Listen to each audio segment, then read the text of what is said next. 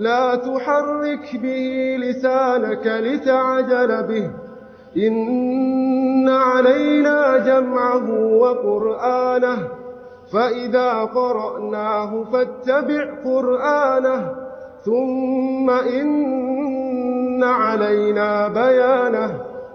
كلا بل تحبون العاجلة وتذرون الآخرة وجوه يومئذ ناظرة إلى ربها ناظرة ووجوه يومئذ باسرة تظن أن يفعل بها فاقرة كلا إذا بلغت التراقي وقيل من راق